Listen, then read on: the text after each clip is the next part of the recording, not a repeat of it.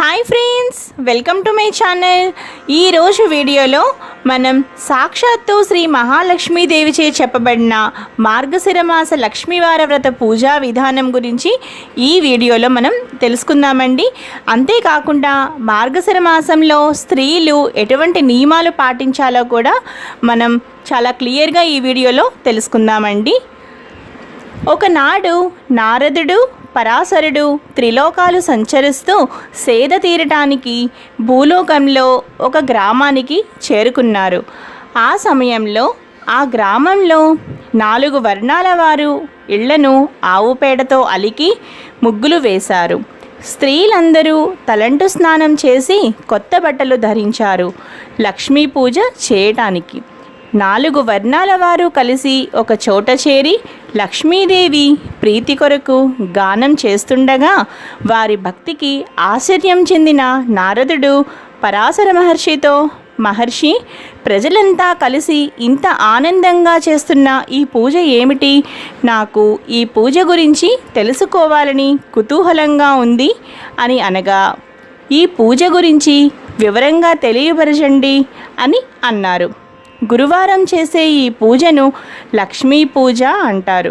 సంవత్సరానికి ఒకసారి వచ్చే మార్గశిర మాసం ఈ పూజ చేయడానికి శ్రేష్టమైనది, లక్ష్మీదేవికి చాలా ప్రీతికరమైనది అని పరాశర మహర్షి నారదుడికి తెలిపారు. నారదుడు, మహనీయ, ఈ పూజను ఇంతకు ముందు ఎవరైనా చేశారా? చేస్తే ఎవరు చేశారో వారికి ఏ ఫలం కలిగిందో తెలియజేయండి అనగా పరాశరుడు కథ చెప్పడం మొదలుపెట్టారు.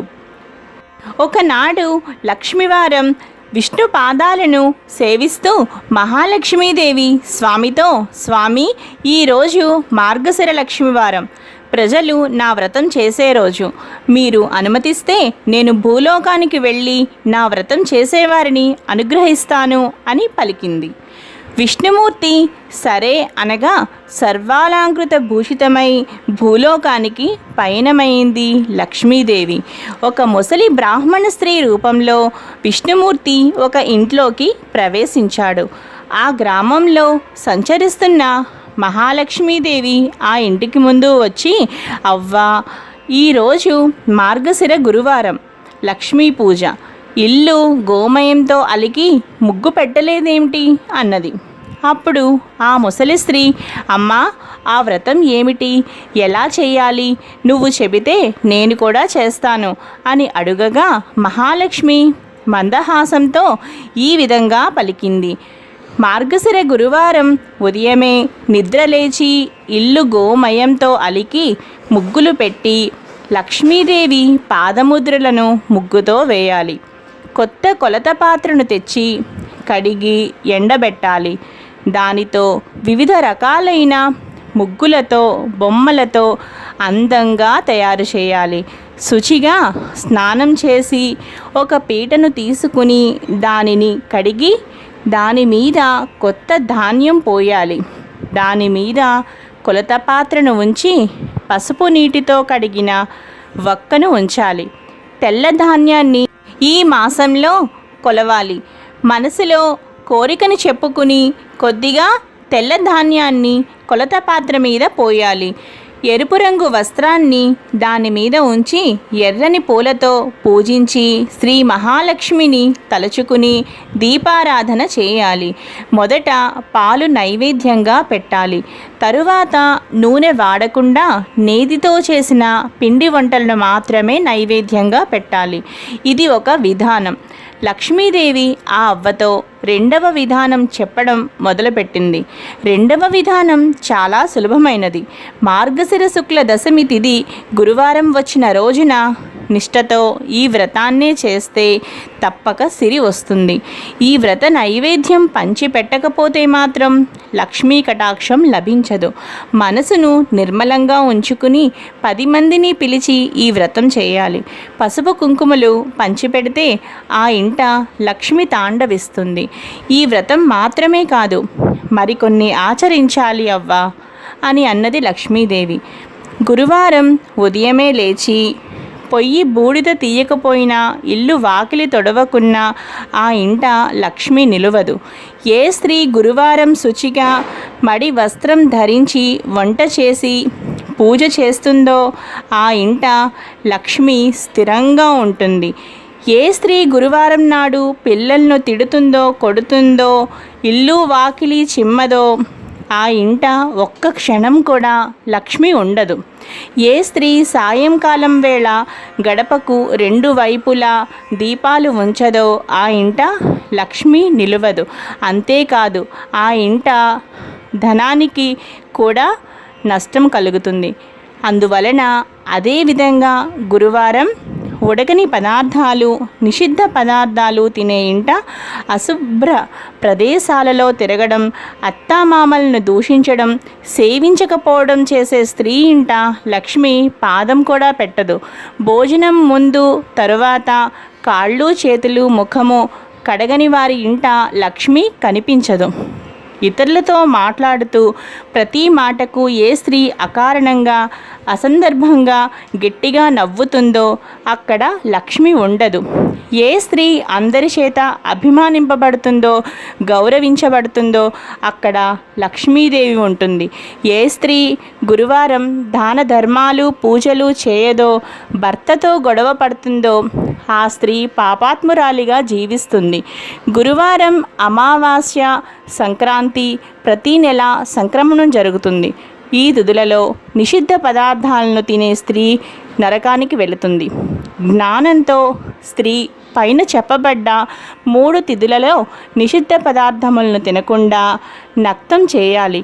అంటే ఒంటిపూట మాత్రమే తింటూ లక్ష్మీదేవిని పూజిస్తుందో ఆ స్త్రీ ఇల్లు ధనధాన్య పుత్ర పౌత్రాదులతో వర్ధిల్లుతుంది. ప్రతి స్త్రీ తాను నిత్యం ఆచరించే పనులు ఆధారంగా చేసుకునే లక్ష్మీ అనుగ్రహం ఉంటుంది. ప్రతిరోజు ఉదయమే నిద్ర లేచి ముఖం కడుక్కోవాలి.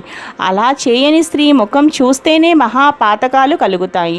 భుజించే సమయంలో పడమర, దక్షిణం దిక్కులకు కూర్చుని ముఖం పెట్టి భోజనం చేయకూడదు. అలాగే నిత్యం దీపారాధన చేయకుండా ఇంట్లో భోజనం చేయడం తగదు. చీకటి పడిన తరువాత తలకు నూనె రాయకూడదు.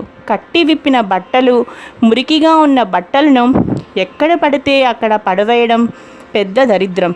భర్త అనుమతి తీసుకోకుండా అందరి ఇంటికి తిరిగే స్త్రీ ఇంట, భర్త మాట వినని స్త్రీ ఇంట, దైవం యందు బ్రాహ్మణుల యందు భక్తి విశ్వాసాలు లేనటువంటి, పూజలు చేయనటువంటి స్త్రీ ఇంట లక్ష్మీదేవి ఒక్క క్షణం కూడా ఉండదు.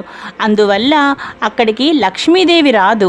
నిత్య దరిద్రం ఆ ఇంట తాండవిస్తుంది అని లక్ష్మీదేవి ఆ ముసలి బ్రాహ్మణ స్త్రీకి లక్ష్మీదేవి వివరించి ఆ గ్రామంలో ప్రతి ఇంటిని చూసి రావడానికి బయలుదేరింది.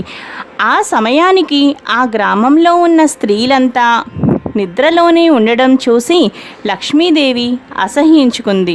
ఆ ఊరి చివరకు వెళ్ళింది.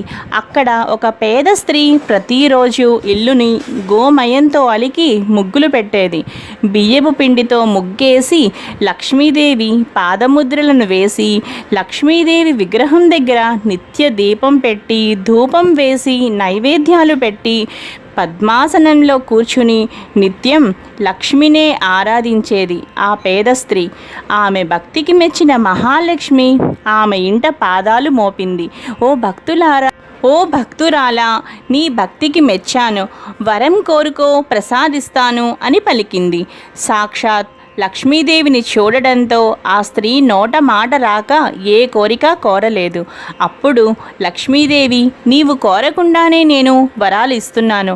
నీవు మరణించే వరకు సకల సంపదలను అనుభవిస్తావు. మరణం తరువాత వైకుంఠాన్ని చేరుతావు అని లక్ష్మీదేవి వరాలిచ్చింది.